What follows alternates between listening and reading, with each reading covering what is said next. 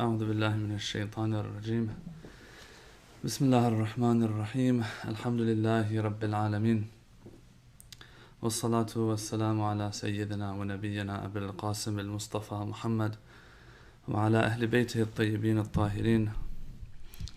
Assalamu alaikum wa rahmatullah, brothers and sisters who are joining us and will be joining us inshallah. Salam to everybody and welcome to another session. Alhamdulillah, we've gone through 43 articles of the book that we've been covering, Shia Imamiyya Doctrine, and we have about 110 or 105 more articles to go, inshallah. So it's going pretty well. I can't wait to finish this book, because once we do finish this book, then we have one complete package encompassing Tawheed all the way till the end of Imamat and all the way till the end of Ma'ad, and even Marja'iyya and Hawza and all that kind of stuff. We'll have all of that in one package, inshallah, for brothers and sisters in the future who want to listen to as well. Okay, so we made it to article 43 last week. We went through article 43, where we covered let's say just one article actually last week, and but it was a long article and there was explanations to different things that were said there. What was going on last week was we went through the informed or informative characteristics and sifat of Allah subhanahu wa ta'ala, qualities of Allah. Let's say, and we finished that, alhamdulillah, and I had some comments there that I made about this whole chapter and this title of informed sifat, informed qualities of God. So what he did there, Ayatollah Subhani, was that he he gave 4 examples of different qualities of God that if God had not informed us of, then we would have not known that he has such characteristics. Yadullah, hand, having a hand. Wajhullah, having a face. Aynullah, having an eye. Al-istiwa al-arsh, to settle down on the throne. So each of these Ayatollah Subhani went through and he gave his interpretation of those verses, and that these verses are metaphorical, not that God actually has a hand or foot or face or eye and so on and so forth. And as I explained last week, I think these all fall under that category of sifat salbiya, negated qualities of God. They all either are themselves sifat salbiya, negated qualities, or they go back to negated qualities. So I don't think we have a hard job here of trying to prove that we have another set of qualities that are not attributed to God, that we are informed of. If the Quran had not said it, we wouldn't have known about it. I don't think we need another separate category of qualities. Anyway, he went through each of them. He said Yadullah, he brought his proof. Yadullah, when Allah says God's hand, what is meant by God's hand is God's power. He brought his reasoning for that.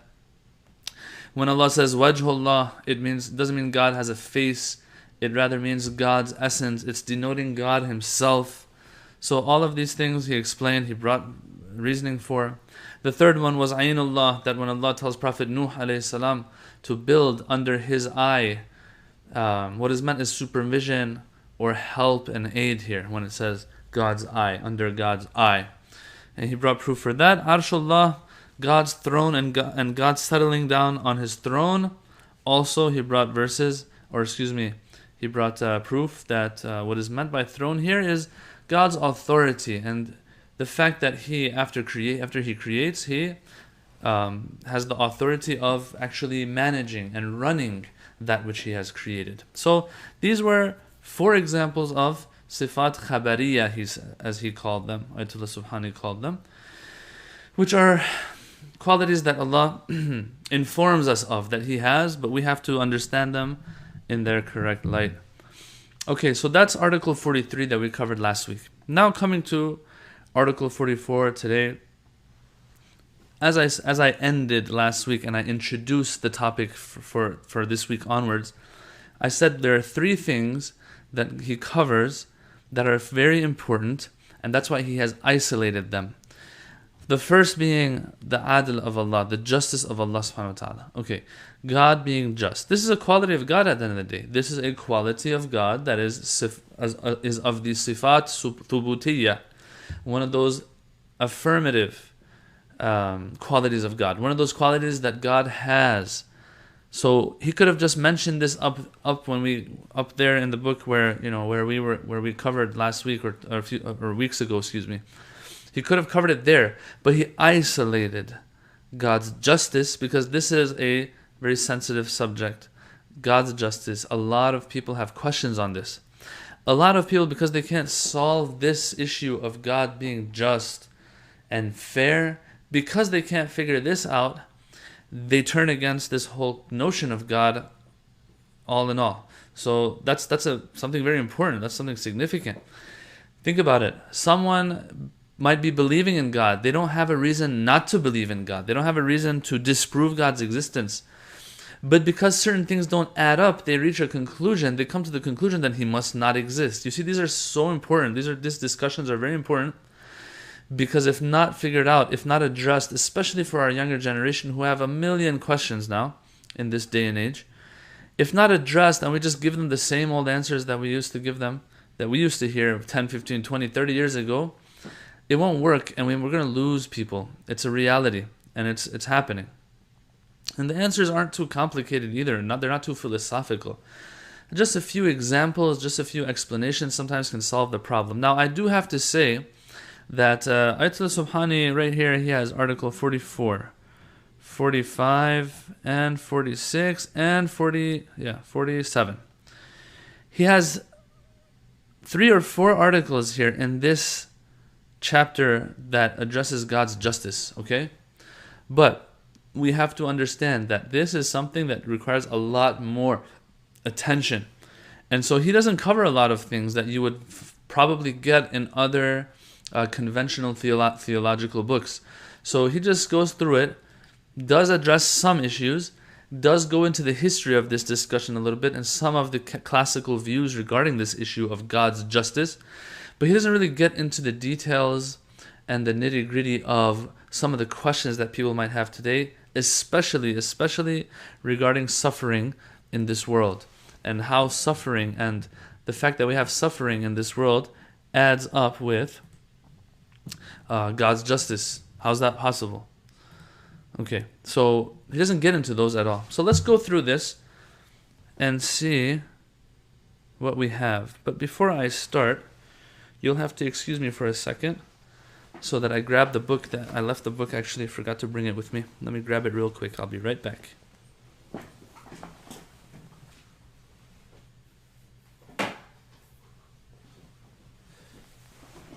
All right, excuse me.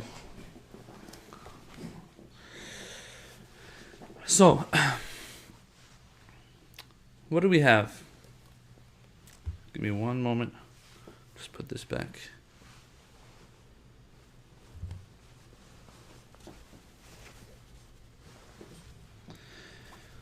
All right, you'll have to excuse me. All right, so Article 44 begins. It says that the justice of Allah is something that is something that is accepted by a lot of people, and that all Muslims, he claims, all Muslims believe in the justice of Allah subhanahu wa ta'ala.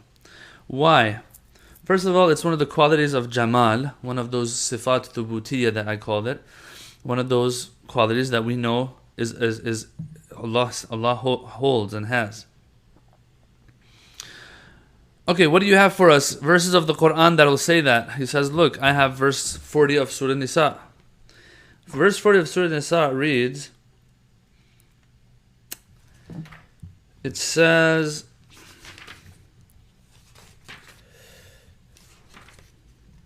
verily God wrongeth not even the weight of an atom. Inna Allah la yadlimu mithqala dharra. That Allah does not oppress, which is the opposite of justice, does not do injustice, an atom's worth of injustice to anybody. Alright, so atom's worth here, of course, represents the smallest, slightest form of injustice. Okay, so that's one.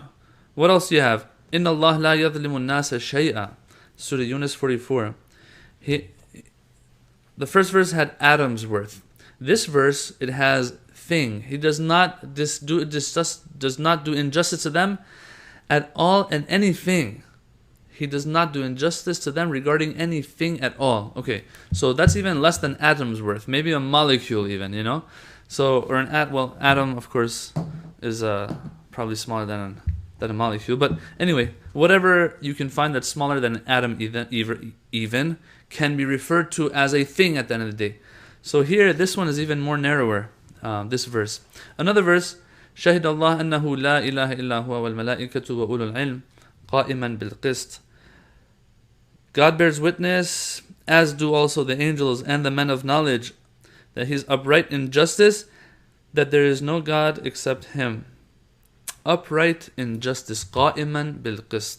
So these are some verses that he brings to show that, look, God is just and does not do injustice to anyone. Okay, what else do we have here? Other than Quranic verses that prove that he cannot be unjust and do injustice, we also have reasoning and logical reasoning for that disproves God being unjust to anybody, it even being possible for Him to be unjust. Why? It says because a person who does dhulm, does injustice, it can be because of one of 3 or 4 things. Number 1, the person who's doing that injustice either is uninformed and ignorant of how bad injustice is. Okay, that's number 1. Now you tell me, do you think that Allah will have any ignorance? And of all things, ignorant of something that even children will understand? No. So that's 1. 2, the person who does injustice sometimes is not ignorant, knows that injustice is bad, but is not able to, doesn't have the power to do justice. Okay? What about this one? Well, this also does not hold when it comes to Allah subhanahu wa ta'ala, because Allah, we all know, is the all-powerful. Number 3, sometimes a person knows that injustice is not good and is reprehensible, and has the power to do and to practice it and to exercise justice. But because this person is not a wise person, will still do injustice. Out of maybe sometimes even for leisure, I don't know, whatever it is. Just wants to have fun. You know, sometimes you'll see kids, they'll do certain things to animals, which is wrong, right? I've heard of kids who light certain animals on fire sometimes. And that animal, like a cat or something, God forbid, is lit up and is running around, and they're enjoying it while they're watching this animal suffer, and they're enjoying it. And enjoying this and taking pleasure in the suffering of something else. Well, this is zulm. This is dhulm. This is injustice. This is oppression. So now, this person who does such a thing, they know it's bad.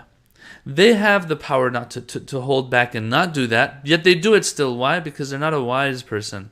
A wise person does everything purposefully, with a purpose in mind, and can weigh things out and make sure that they're not wrong or right, the bad does not outweigh the good, and so on and so forth. So it's because of these things that a person or an entity would exercise injustice towards somebody or something else.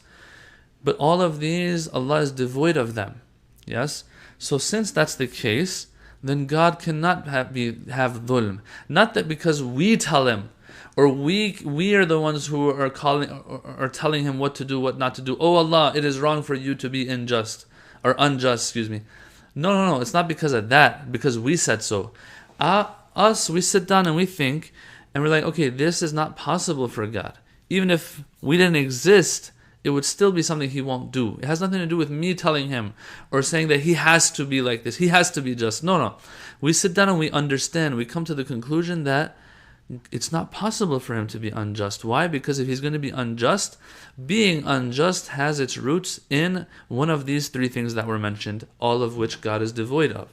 Okay, so that's the textual, Quranic, naqli reason We have more verses for this concept, but he brought 3.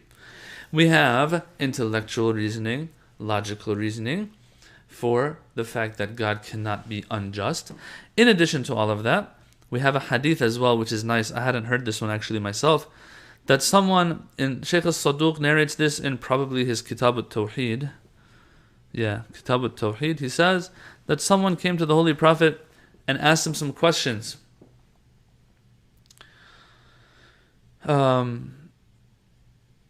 That some had to do with God's justice. The Prophet, to answer that Allah subhanahu wa ta'ala does not do injustice, he said, لِعِلْمِهِ بِقُبْحِهِ وَإِسْتِغْنَائِهِ عَنْهُ. Allah doesn't do injustice for 2 things. Why? 1, because He has knowledge of how bad injustice is. So you see, he's like, the Prophet is echoing that which we could come to with our own intellects and minds as well, right? The Prophet is using the same thing. This is so important, how the Imams, the Prophets, would use intellectual, rational arguments. Yes, Assalamu alaikum to everyone that's joining. They would use that. The Prophet here is reminding us that, look, think about it. Allah doesn't do injustice. Why? Because He understands that injustice is something wrong. 1. 2. وَاسْتِغْنَائِهِ عَنْهُ.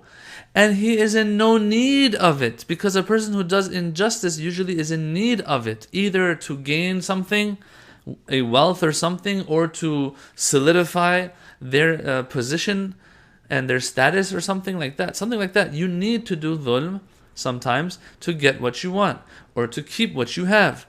But Allah doesn't have such needs. So we cannot attribute injustice to Him at all. Okay, so this is in a nutshell the reasoning, some of the reasoning for why Allah is going to be adil, is going to be a just entity.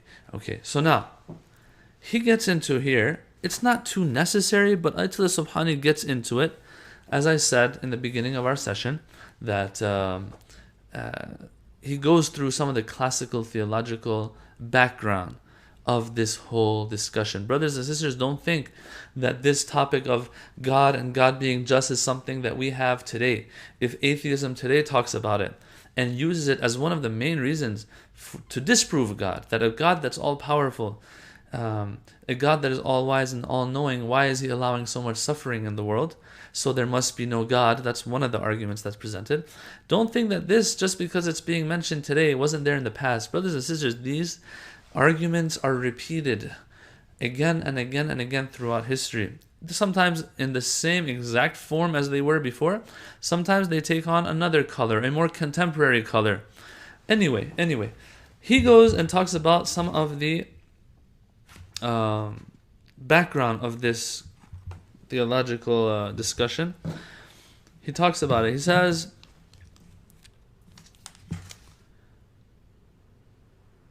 he talks about the Mu'tazilites versus the Ash'arites. And I might have talked about this before as well.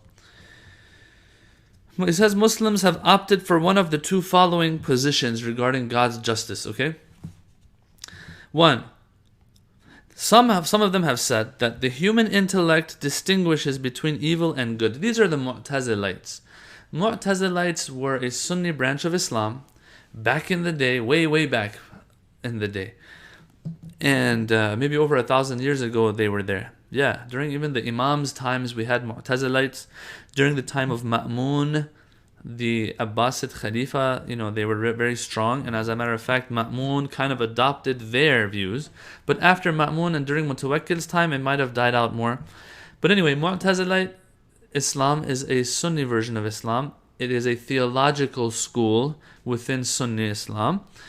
And these Mu'tazilites, they use philosophical and rational, logical reasoning a lot. And they depend on the mind a lot to figure out a lot of things. Versus the Ash'arites who are, use the mind less. When I say mind, we all use our minds. I'm not saying Ash'arites didn't use their minds, but they don't rely on philosophical argumentation as much. So Mu'tazilites are kind of i'tizal, and being a Mu'tazilite is kind of antithetical to being an Ash'arite. In this day and age, Mu'tazilism, you won't find it out there too much. You will find Ash'arism more. Anyway,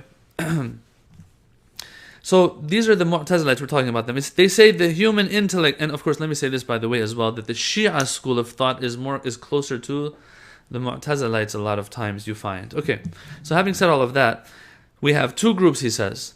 The Muslims, there are two groups. One, some say, and he's talking about the Mu'tazilites mostly, the human intellect distinguishes between evil and good actions, understanding the evil ones to indicate the good actions, understanding that good actions indicate the perfection of the agent, and the former, which is evil actions, they indicate the imperfection of the agent. Man, as I've said before again and again, this English translation is a good translation, but I think they overcomplicate it a little bit. Let me just go off the Farsi and just use my own wording. They say that that the human mind can understand the good and evil in things. So if a person looks at something, they can tell if it has good in it or evil in it, to some extent at least. And when they see the good in something, it is a sign of the perfection of that thing. When they see the evil in something, it is a sign of the imperfection of that thing. And then he goes on, he says, and since God is one who only has and possesses perfection and existential perfection, as a result, whatever he does will also enjoy perfection. In other words, everything he does is going to be good. Why? Because something that is bad, something that is evil, has to do with one's imperfection. And Allah is devoid of all imperfection.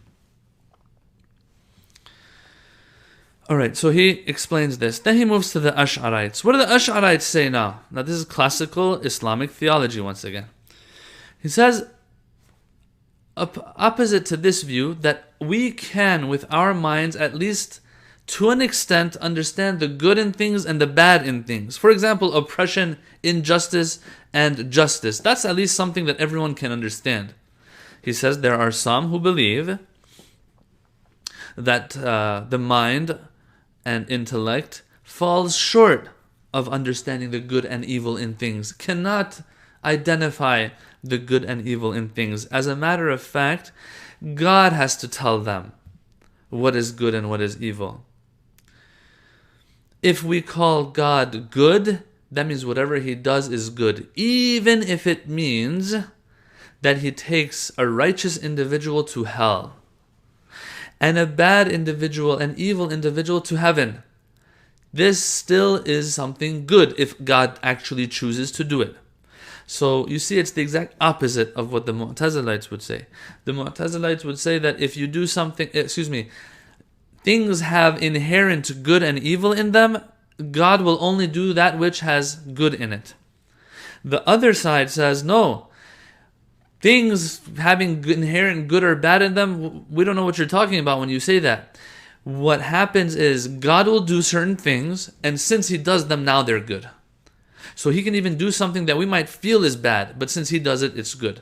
It's very clear that, this is something that we will disagree with, but there have been, according to this, there have been people in the past, schools of thought, theological schools of thought in the past, who believed that whatever God does is good, even if he does something that we might feel is bad. Okay, once again, this is a subject that requires a lot of speaking, a lot of discussion, and morality, ethics, the objectivity versus subjectivity of morality and morals and ethics and all of that. And a lot of contemporary, philosophers or sociologists or psychologists or whoever it is have spoken about this. There's discussions, articles, maybe workshops, and even conventions about this, So I know that this is something that we can't just talk about right now and just get it over with, okay? But this is all in a nutshell. So he says that this is something that we've had in the past in classical Islamic theology. There have been two schools of thought regarding this issue. All right? So far what have we covered? So far what we covered is the reasons for why God is just and has to be just and cannot do injustice. The verses for that, intellectual and rational reasoning for that, number one. And then we went to the background of this discussion, where it goes back to. It goes back to this whole idea of the Ash'arite theological school of thought versus the Mu'tazilite school of thought. Okay, so that's Article 44. Article 45 now. Since we are Shia and we believe also in what the Mu'tazilites believe in when it comes to this issue, which is the objectivity of morality. In other words, everything out there will have inherent good or inherent evil in it, and so God is the one who chooses that which is inherently good and does it, and chooses to refrain from and not do anything that has inherent evil in it, namely injustice versus justice. So if us as Shias believe in this as well, yes, what is our reasoning for it? He says, I'm going to give you 2 reasons for why we believe in what we believe in. That Allah is just, and it's that Allah sees the good in things and bad in things, chooses the good over the bad.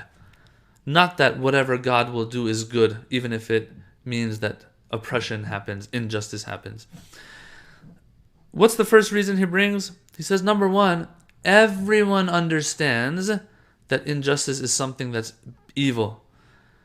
If everyone understands that injustice is evil, don't you think God will also understand? Think about it. If there's something out there that even children understand, even people who do injustice themselves understand. Think about it. There's some dictators out there who, when they're doing injustice, it's okay. But the moment someone does injustice to them, oh, they're crying like babies themselves. Oh my God, injustice was done to me, this and that. Yeah? So everyone understands, even the person who's doing injustice himself understands that injustice is something that is reprehensible, is scolded, is condemned. Number 1. So you don't think God will understand? So that's why we believe that God is never going to do injustice. Number 1. Number 2 is a little more rational here. It says, it's not even possible to say that, look, there is nothing that we can understand is good or bad inherently, and we have to just wait for God to tell us. Okay? I want you to pay attention here. I want you to pay attention. This idea that we can never understand the inherent good or evil in anything out there, and the only way we can find out is if God tells us, there's a problem in this. We will have a vicious circle, let's call it, where we'll just go in circles and we'll never come to any conclusion. Why? Let's assume that this is the case, that God has to tell me. I can't tell myself, I can't tell that God is good, God will only tell the truth, or God will only do justice. Okay? Think about it. Well, how am I going to find that out? God has to tell me, right? If God is going to tell me what is good and bad, then that report itself that God is giving me cannot be relied on. Right? Because the only way I can be 100% sure is that He's not going to go against what He says. That He's not going to do injustice is if He tells me. Right? So how do I even know that God is telling the truth when He tells me that I'm not going to do anything wrong? That I'm not going to do any injustice? That I'm not going to lie? Think about it. It's a pretty cool argument, actually. There is always a chance that God is lying. There is always a chance that He might be doing injustice. Right? So think about it. Think about it. Let's say, let me give you an example. There's I don't know, let's use a person A and a person B out there, okay? Person A does not know who person B is, okay? They have no presumptions regarding person number B, individual B. They don't have anything. They don't have any idea who this person is. Now, one day, individual A meets individual B. Individual B tells them, listen, I'm a person that never lies in my life. So from now on, whatever I tell you, I want you to believe. What does individual A tell individual B? Individual A says, what if you're lying about this statement itself that you're telling me right now? Think about it. You have no idea who person B is. Person B, out of nowhere, for the first time meeting you, assures you that, listen, I and promises you that I will never lie to you from now on, now that we know each other. Well, this itself might be a lie.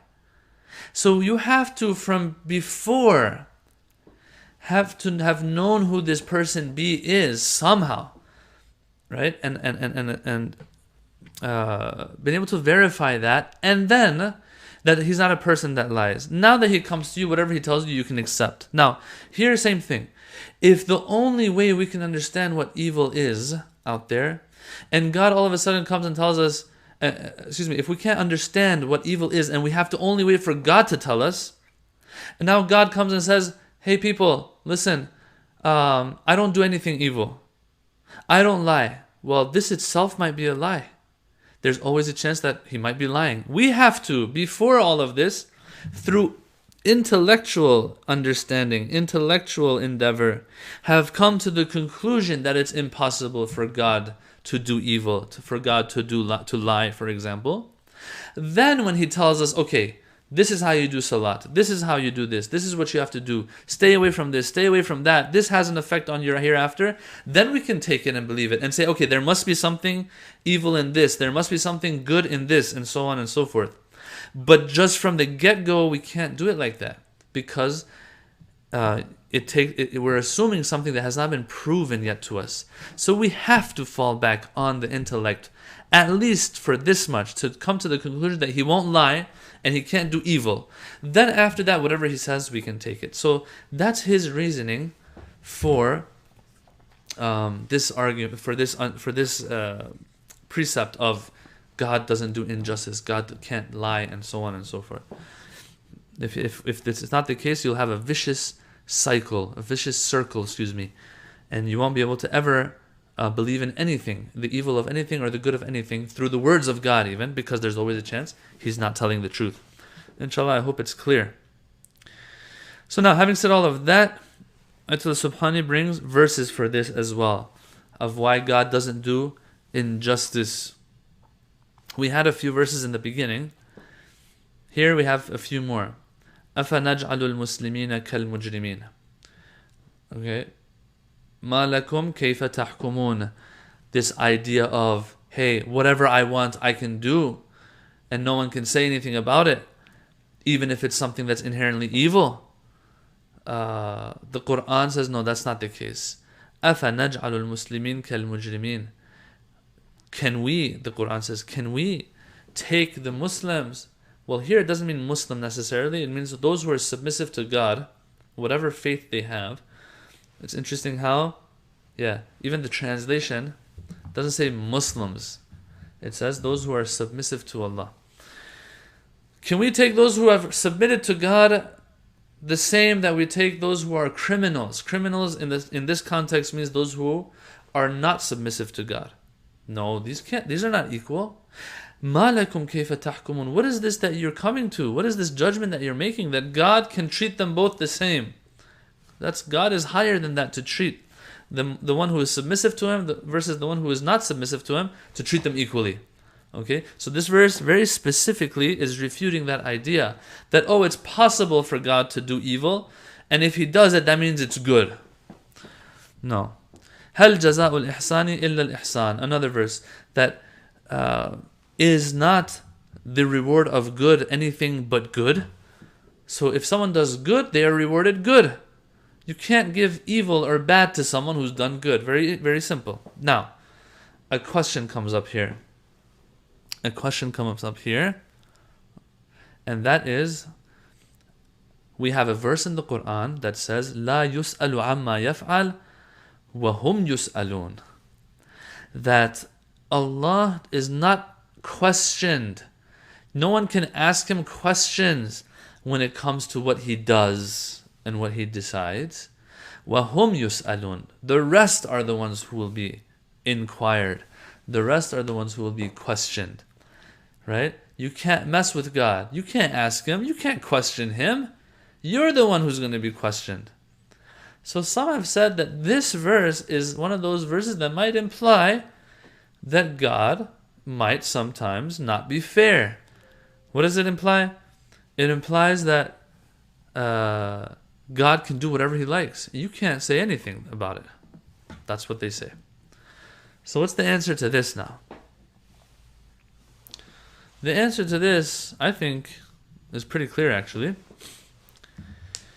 And that is that we compare, when it comes to the wording of the Quran sometimes, and the wording that has to do with Allah subhanahu wa ta'ala, we compare Allah subhanahu wa ta'ala to ourselves. Yeah? For example, let me give you another example. When the Quran says, Allah guides whomever He wishes, we feel like that means He guides whoever He feels like guiding. That's not the case though.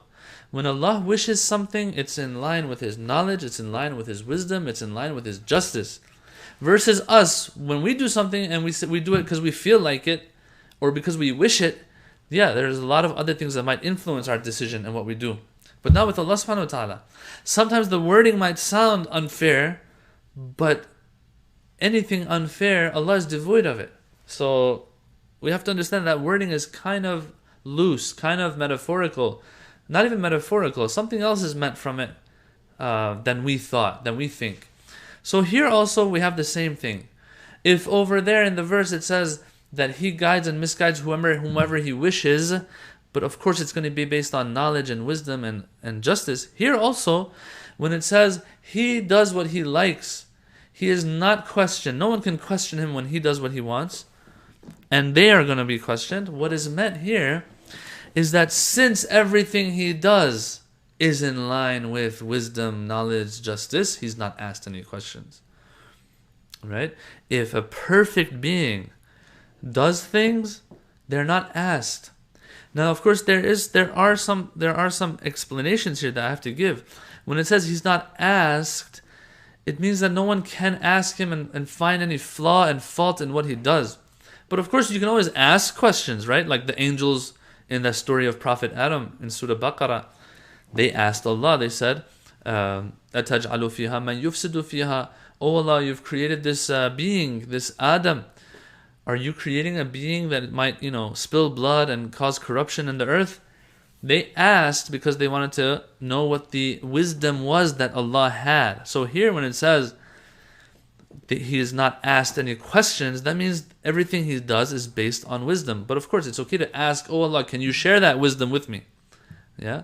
When we ask others what they do and why they did what they did, it's because we want to show them that, look, there's what you did, it falls short of wisdom, lacks wisdom, right? In a court of law, when a criminal or an alleged criminal is taken to court and is questioned by the judge or questioned by the jury or whoever, he's being questioned because they want to prove or discover the lack of wisdom in his actions and prove to the judge that what he did lacked wisdom and was done out of ignorance and was done out of whatever reason it was other than wisdom.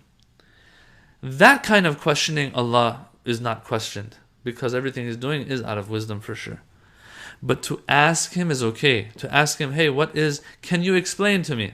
If you ever get that opportunity, to explain to me, have Him explain to you what the reasoning is for what He did, for example. Yeah, that's okay. So when this verse says that means everything He's doing is out of wisdom. But وَهُمْ يُسْأَلُونَ, but the rest will be questioned, because a lot of times others will do things not out of wisdom, out of whim, out of seeking pleasure, out of whatever their desires are, and so on and so forth. So in a nutshell here it says, let me just read off of the book after explaining that.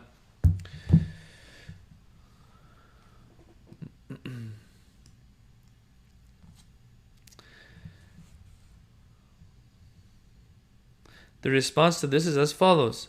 The reason why God is not called to account is precisely because He is wise, all wise. And a wise agent cannot commit any type of unjust action.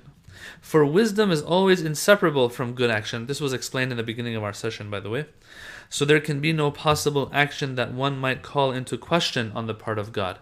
Since there's nothing to talk about, Allah says, hey, no one questions me. For example, let me give you another example. We can't just sit here and start discussing the height and weight of Prophet Jesus' father. Why can't we do that? This is an example that I use a lot. Why can't we do that? Because there is no justice, there is no father of Prophet Isa to begin with, so that we can start talking about the details of that person. There is no person to begin with. There is no father to begin with. Prophet Isa did not have a father. Here also, because Allah is all-wise in a perfect manner, there is no way that He can do anything that would not be in line with wisdom. So there's no point in questioning. You get what I'm saying? So the verse says, La yus'alu amma yaf'al. He is not asked. No one can ask and no one can question what He does, because there's no room for questioning to begin with, because there's no room for injustice. There's no room for ignorance to begin with. I think I explained it enough. I don't want to bore you. Sometimes I just have to explain again and again in different wording so that, inshallah, I make sure that the message gets across. All right. Article 46. Right. And man, you guys are quiet today. Article 46. Inshallah, once we're done with this one, this justice of God, and we're done with the two more that are coming, which is, I think, free will, and one more, I forgot what it was. These three, we move on to prophethood, and we'll move on from these harder subjects. Okay, the Article 46 talks about the different manifestations of God's justice. If it is proven that God is just now, God's justice will manifest everywhere it can manifest. Just like every other attribute and quality of God. Everywhere you will find it, and it will show itself. Whether it is in creation itself, whether it's in legislation and laws and commands that He sends down to us as human beings, whether it's when it comes to the reckoning and punishing versus and rewarding of individuals, in all of these things you will have Allah's justice as a governing rule. Yes, everything that He will do regarding anything, any of these three things that was mentioned, you will find His justice there. At least His justice. Now, there's sometimes even more than that. His grace, His leniency, His flexibility also sometimes. But at least you will find His justice in all of these. So He explains, Ayatollah Subhani explains here. He says, for example, when it comes to God's justice, when it comes to creation. Okay. ربنا الذي أعطى كل شيء خلقه ثم هدى. He created everything. Once He created everything, His justice also dictates that He guides that everything that He's created in the direction that He's supposed to guide when it comes to their maturity, when it comes to their development, when it comes to their evolution and growth. So, for example, if a seed is going to be a seed, He created the seed, for example. That seed has to turn into a plant. It's not going to turn into an elephant. Okay? It's not going to turn into an elephant. A baby elephant is going to turn into a mature elephant. Everything has a set pair of tracks that it's on, and it moves in that direction. And we have these verses of the Quran that say, once He created, then He gave the hidayah and guidance of that thing. Everything out there, not just human beings. This is called hidayah takwiniyah. We've talked about this before. The takwini guidance of God. The guidance of God that has to do with takween and creation and existence. Okay. So here it says, Allah is the one who created everything and then gave its guidance. What about legislation now? When it comes to law, when it comes to the legal system of things. Okay, so let's talk about this a little bit. The previous manifestation, an example of His justice, had to do with things developing, things growing, things becoming what they're supposed to become. There's one thing that mankind has, in addition to everything else, like a tree, an elephant that will grow and become adult and mature. In addition to all of that, we also have that. I've spoken about this before. We also have that aspect. We are also mammals. We also develop. We also mature into adults and so on. And that's something that has nothing to do with our free will. We grow whether we like it or not. If I eat food, I will grow whether I like it or not. In addition to all of this, we have another dimension to us that other animals, other beings do not have. Of course, us and the jinn, both of us. That has to do with our free will and making the right choices in life. Allah subhanahu wa ta'ala, His justice once again dictates that if He creates us with this potential, the same way a plant had the potential to turn into a tree, and Allah gave that potential and gave the guidance for that potential, He also has to fulfill another potential of ours, and that is the potential to reach spiritual perfection. This is not the mammal side of things. This is not the animalistic side of us that has to do with us maturing into adults. This has to do with the side of us that has the soul, and the soul's perfection. Okay, so we can, through making the right decisions in life, reach a point where we attain spiritual perfection. But the problem is we don't know what's good and bad out there, everything that's good and bad. We might have an idea of certain things like justice and injustice that we talked about in the beginning of our session, but we won't have knowledge of everything that's good for our spiritual side and knowledge of everything that's bad for our spiritual side. So God's justice once again dictates that He give us that guidance through the prophets, through other means, to give us the guidance, to give us the knowledge of that which will help us attain and achieve that spiritual perfection. So this is called, and this is referred to as legislative justice of God. 1. 2. If He's going to give us these commands have to be within our capacity and the borders of our capacity. He can't tell a person like me, hey, it is wajib on you to fly. I can't do that. I don't have what it takes to fly.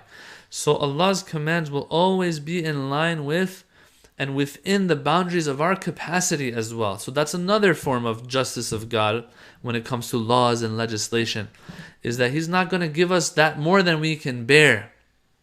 And we have a lot of other overshadowing principles in Islamic law where you can tell that this is God's justice that's doing the work. I'm stuck in the desert. I have to eat something that's haram or else I'll die. That haram thing now becomes wajib on you. It's not haram on you anymore. It's wajib on you to eat, to have it. Why? Because the principle says, the overshadowing principle says that it is wajib for you to protect and preserve your life. These all stem from God's justice, okay? So we have God's justice manifesting in so many of these principles of Islam and legal principles of Islam. Alright, so brother says, I can give you a question since you asked.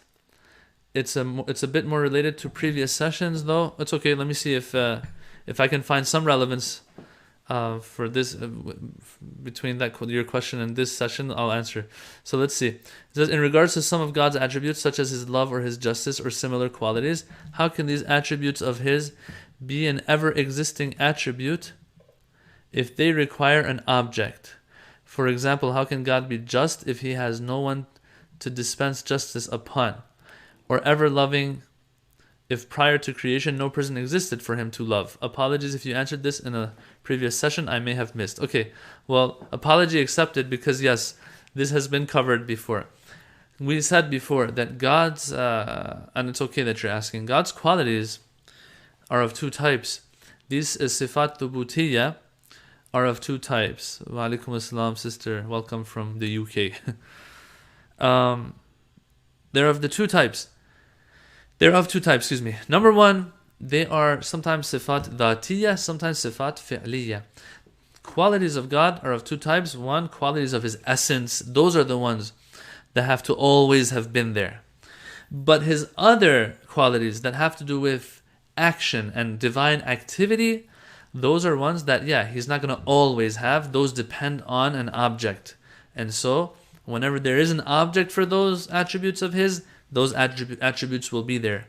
If not, then He won't have those attributes. But at the end of the day, even these attributes of divine activity, they go back to those divine qualities of essence, right? So what you're saying is right, brother. What you're saying is totally right. Yeah, some of these attributes will require an object to be there. Okay, so going back to what we were talking about. So God's justice will manifest in his in takween, in creation. God's justice will manifest in the laws and orders and commands that he sends us down, because we also have another potential within us, and his justice dictates that he provide whatever we need to actualize the potential that we have in that dimension of us. Another manifestation is, and he brings a verse here, by the way, لا يكلف الله نفسا إلا وسعها. Allah does not make anything incumbent on an individual that they cannot bear. So that's the verse for it as well. The third place where God's adl and justice manifests is in jaza. It's called jaza, means the reckoning and the hisab, and the rewarding and the punishment. When Allah wants to reward and punish, the least that you can say is that he will exercise justice. Now, of course, we as Muslims, since we get our understanding of God from the Quran and the Hadith, they will also tell us that, hey, sometimes God will even go further than his justice and reward people even though they don't deserve it. That's just his grace and mercy, right? But what we know for a fact is that he will at least deal with us with justice, although we have du'as from the Imams as well, where they tell Allah, oh Allah, don't be just with us. Because if you're going to be just with us, we've done a lot of bad things in our lives. Have more than just justice with us. Have that special grace and mercy on us. This is called lutf. Have lutf on us. But anyway, the third place where you will find Allah's justice everywhere is when it comes to him rewarding or punishing. The least you can expect is that there will be justice. Justice will be served at least when it comes to the reward and punishment. Okay. Yes, sister, I am reading your message. Send my salams to your brothers as well. Yeah. Okay. Now, give us some verses. Ayatollah Subhani gives some verses. He says, Allah. Well, let me read this first, and then we'll give you the verses.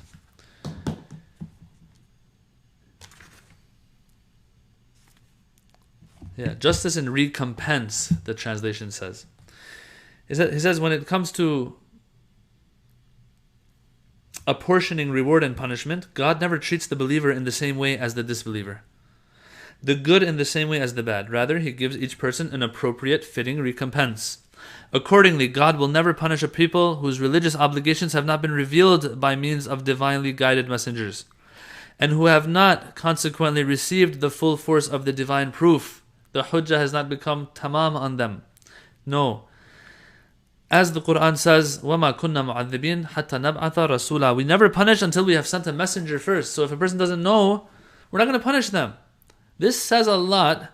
This says a lot to us about people in this day and age who have not been convinced that Islam is the right religion. Why do we teach our kids that anyone who is non-Muslim goes to hell no matter what? What is this?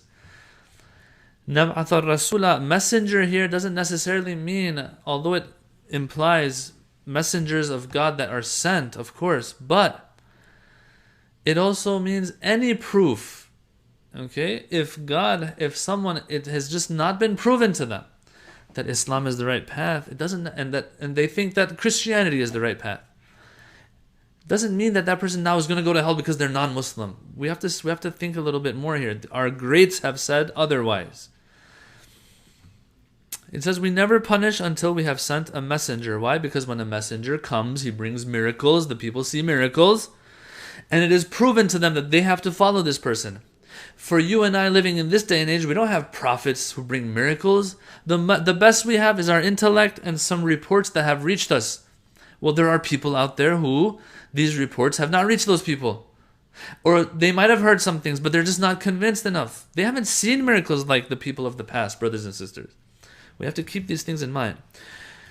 So we have the Quran says this verse, and then also, and we set a just balance for the day of resurrection. وَنَضَعُ الْمَوَازِينَ الْقِسْطِ لِيَوْمِ الْقِيَامَةِ فَلَا تُظْلَمُ نَفْسٌ شَيْئًا. Since we have set a just balance for the day of judgment, a just scale for the day of judgment. Why? So that no soul is wronged. There's no injustice that happens to individuals. Okay, so these are places where you will find, and anywhere else that you can think of, that you will find God's justice, and God's justice will manifest. Okay, now Article 47 repeats something that I've said again and again throughout this session. It just says, look people, God created us for a purpose. If He created us for a purpose, anything that will fulfill that purpose that we need, that we can't attain ourselves, Allah has to provide it for us. Like guidance, like letting us know what is haram and what is halal, like telling us what the proper beliefs are, like telling us what He is all about. If God had not sent the prophets, if God had not sent the Quran and the Imams and the Ahadith, we didn't have them, then we didn't know what God is all about. So Allah has to send as much as He can, as long as, of course, it doesn't force us into making the right decisions in life, but it provides us the guidance that we need to be able to make the right decisions in life without forcing us and imposing things on us. That much He has to do. His grace and His adl, His justice, dictate to Him that, look, if you are going to take people to Jahannam, before it, they have to know what is wrong. And if people are going to reach a point, they can reach a point where they will reach ultimate perfection and spiritual development. Once again, they can't do that just out of the blue and out of whim and conjecture. You have to provide the guidance for them. Yeah, this is something that we at least understand. So Article 47 is saying this, that this is a rule, a principle, not because we said so. No, with our minds we understand that this is how God would be. And of course He has also said, given us verses in the Quran that imply this. وَمَا كُنَّا مُعَذِّبِينَ حَتَّى نَبْعَثَ رَسُولًا. We don't punish until we send a messenger. Why? So that people know. That reads with justice. Okay. Alhamdulillah, we had a good session today. Thank you all for tuning in from wherever in the world you are, whether you're in Sheffield or anywhere else. I thank all of you for tuning in. And until next week, till next week we have another session. I'm not sure. I think Shaykh Mahdi's sessions have ended now. But he wants to take a break before Ramadan, I think. And inshallah, he's going to have tafsir sessions maybe. Once again, I don't know. I don't want to speak on his behalf. But make sure not to miss those as well. So I thank all of you for tuning in. Once again, keep us in your du'as. Until next week and another session of Shia Imamiyya doctrine. I ask you for your du'as, and wassalamu alaikum wa rahmatullahi wa barakatuh.